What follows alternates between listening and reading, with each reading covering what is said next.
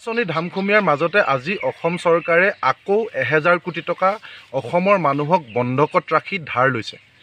আমি দেখিছোঁ যে বিভিন্ন সময়ত অসম চৰকাৰে বিশেষকৈ বাকপটু হিমন্ত বিশ্ব শৰ্মাৰে ধাৰৰ প্ৰসংগত বিভিন্ন যুক্তি দি আহে। কয় যে আচলতে ধাৰ যিসকলে ভালকৈ মাৰিব পাৰে তেওঁলোককহে ধাৰ দিয়ে, বা পৃথিৱীৰ সকলো দেশে ধাৰ লয়, বা বাকী ৰাজ্যসমূহেও ধাৰ লয়, এনেকৈ বুলি কৈ তেওঁলোকে বিভিন্ন ধৰণে ধাৰৰ সপক্ষত কথাবিলাক কয়। কিন্তু আমি চৰকাৰক ক'বলৈ বিচাৰিছোঁ যে ধাৰ লয়, কিন্তু সেই ধাৰ লৈ সেই পইচা কি কামত ব্যৱহাৰ কৰে? আমি গাঁৱৰ মানুহ, আমি কৃষক সংগঠনৰ লগত জড়িত মানুহ, আমি সাধাৰণভাৱে কথাবিলাক বুজি পাওঁ। আমি দেখিছোঁ যে আমি সৰু হৈ থাকোঁতে যেতিয়া আমাৰ পৰিয়ালবিলাকে বা আমাৰ গাঁৱৰ মানুহবিলাকে যেতিয়া বেংকৰ পৰা ধাৰ লয়, তেতিয়া বেংকৰ মেনেজাৰে আমাক কিছুমান চৰ্ত দিয়ে যে তুমি যদি গৰু পুহিম বা ছাগলী পুহিম বুলি যদি ধাৰটো লৈছা, তেতিয়াহ'লে তুমি মাইকী গৰু বা মাইকী ছাগলী পুহিব লাগিব। আৰু মাইকী গৰু বা মাইকী ছাগলী পুহিলে নাই চাবলৈ আহে আৰু কাণত এপাত কাণফুলি পিন্ধাই দিয়ে। কিয় মাইকী ছাগলী বা মাইকী গৰু পুহিবলৈ কয়? যে যাতে সেই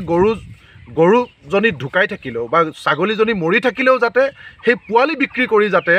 বা গাখীৰ বিক্ৰী কৰি যাতে জীয়াই থকা অৱস্থাত ধাৰটো মাৰিব পাৰে। অৰ্থাৎ কোনো উৎপাদনমুখী কামত যাতে পইচাটো খটায়, যাৰ পৰা আচলতে বেংকে পইচাটো যাতে পুনৰ ঘূৰাই ল'ব পাৰে সুদসহ। তাৰ কাৰণে বেংকে এই ধৰণৰ কিছুমান চৰ্ত কৰি দিয়ে যাতে পইচাটো কেতিয়াও মাৰ নপৰে।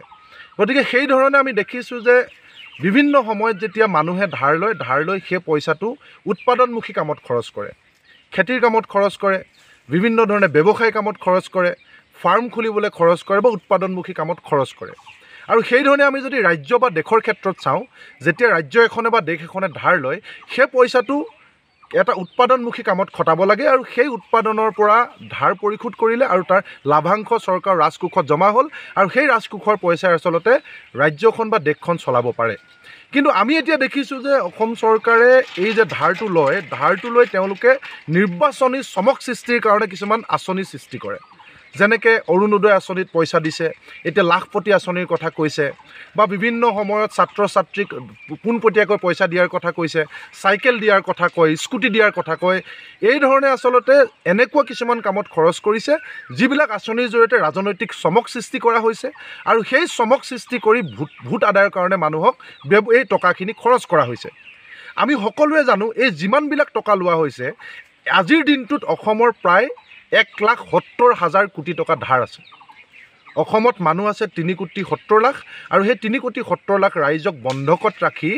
1,70,000 কোটি টকা ধাৰ লোৱা হৈছে। আমি যদি চাওঁ যে বিজেপি চৰকাৰ গঠন হোৱাৰ আগৰ চৰকাৰৰ দিনলৈকে, কংগ্ৰেছৰ চৰকাৰৰ দিনলৈকে 42,000 কোটি টকা ধাৰ আছিলে,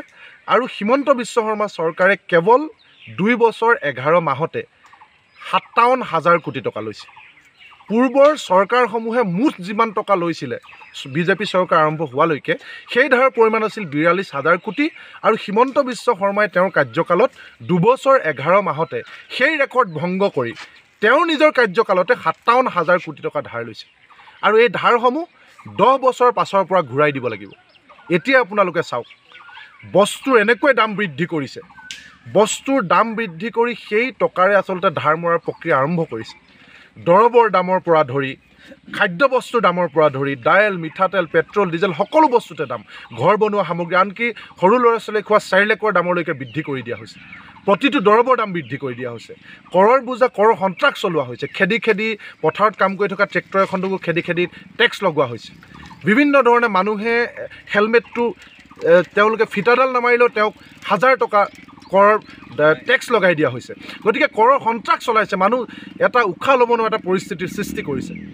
ধাৰ মাৰিবৰ কাৰণে এই ধৰণে অৱস্থাৰ সৃষ্টি কৰি দিয়া হৈছে। কিন্তু সেই ধাৰৰ পইচা আমি দেখিছোঁ তেওঁলোকে বিভিন্ন ধৰণৰ উন্নয়নমূলক কামৰ বিপৰীতে কিন্তু আঁচনি, অভিলাষী আঁচনি, ৰাজনৈতিক চমক সৃষ্টি কৰা আঁচনিত খৰচ কৰিছে, আৰু তাৰে একাংশ তেওঁলোকে ৰাখি লৈ নিজৰ পত্নীৰ নামত, পৰিয়ালৰ নামত বাগান কিনিছে,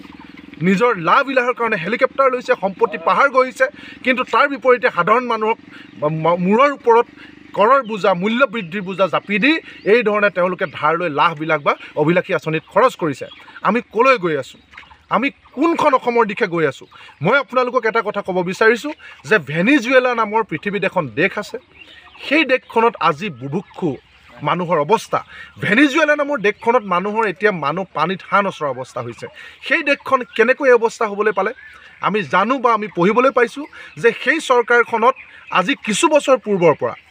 তাত এটা প্ৰক্ৰিয়া আৰম্ভ হ'ল যে হিতাধিকাৰী প্ৰক্ৰিয়া আমাৰ যেনেকৈ অৰুণোদয় দিয়ে লাখপতিৰ কথা কৈছে চাইকেল দিয়ে লেপটপ দিয়ে সেই ধৰণে তাত চৰকাৰবিলাকে আৰম্ভ কৰিছিলে যে প্ৰথম খাদ্য বস্তু দিব খোৱা বস্তু সেই দেশৰ নাগৰিকবিলাকক ফ্ৰীকৈ দিয়াৰ আৰম্ভ কৰিলে পিছত যেতিয়া এখন চৰকাৰ আহিলে সেই চৰকাৰখনে দেখিলে যে আগৰ চৰকাৰখনক হৰুৱাবলৈ হ'লে আমি কেৱল খোৱা বস্তু দিলে নহ'ব আমি পিন্ধা বস্তু দিব লাগিব পিছত যেতিয়া আন এখন দল আহিলে বেলেগ এটা পাৰ্টি আহিলে তেওঁলোকে তাতকৈ ওপৰত গৈ ক'লে যে আগৰ চৰকাৰবিলাকে খোৱা বস্তু আৰু পিন্ধা বস্তু দিছে আমি ঘৰ বনাই দিম পিছত চৰকাৰখনে প্ৰতিশ্ৰুতি দিলে আমি গাড়ী কিনি দিম এনেকৈ আচলতে সেই দেশখনৰ যি খনিজ সম্পদ আছিলে তেল আছিলে সেই তেলখিনি বিক্ৰী কৰি দিয়ে চৰকাৰসমূহে আৰু বিক্ৰী কৰি সেই পইচাৰে মানুহক কেছ পইচা দিয়ে ঘৰ বনাই দিয়ে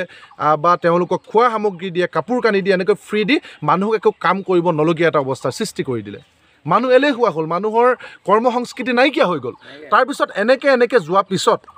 এটা সময়ত সেই দেশখনত যেতিয়া তেলখিনি শেষ হৈ গ'ল সেই দেশৰ খনিজ সম্পদখিনি শেষ হৈ গ'ল তেতিয়া সেই দেশখনৰ মানুহে সেই মানুহখিনিক একো সুবিধাখিনি দিব নোৱাৰা হৈ থাকিলে আৰু কৰ্মসংস্কৃতি নথকা কোনো ধৰণৰ উপাৰ্জন নথকাকৈ কেৱল হিতাধিকাৰীৰ কাৰণে খৰচ কৰি থকা দেশখনৰ কোনো ফালৰ পৰা উপায় নাইকিয়া হ'ল সম্পদো শেষ মানুহক হুৰুপা কৰিলে এলেহুৱা কৰিলে আৰু মানুহক হিতাধিকাৰী সদায় মানুহক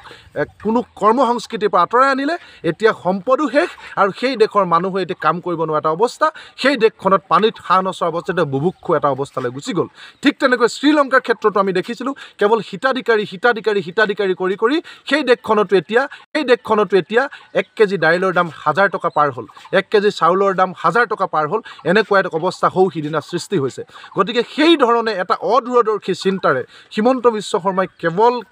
কেৱল নিৰ্বাচনত জিকি থকাৰ স্বাৰ্থত মানুহৰ মগজু কিনিবৰ কাৰণে এই ধৰণৰ আঁচনিৰ কাৰণে টকাবিলাক খৰচ কৰি আমাক কোনখন ৰাজ্যলৈ লৈ গৈ আছে আৰু কেইবছৰমানৰ পিছত আমাৰ অৱস্থা যে ভেনিজুৱেলা বা শ্ৰীলংকাৰ নিচিনা নহ'ব আপোনালোকে সেই কথা কেতিয়াও ক'ব নোৱাৰে আৰু সেই ধৰণৰ এটা অৱস্থাৰ দিশে আমাক লৈ গৈ আছে সেইকাৰণে আমি সকলো ৰাইজকে আহ্বান জনাইছোঁ এই কথা বতৰাবিলাক আপোনালোকে মনত ৰাখক নিৰ্বাচন আহি আছে বা অনাগত সময়খিনিত এই চৰকাৰৰ এই নীতিৰ বিৰুদ্ধে আপোনালোক ওলাই আহক আৰু এই চৰকাৰৰ এই নীতিৰ বিৰুদ্ধে আপোনালোকে ভোট প্ৰদান কৰক আৰু এই চৰকাৰক এই নীতিৰ যে চলালে আমাক বিপদত পৰিব সেই প্ৰশ্নবিলাক আপোনালোকে চৰকাৰক কৰক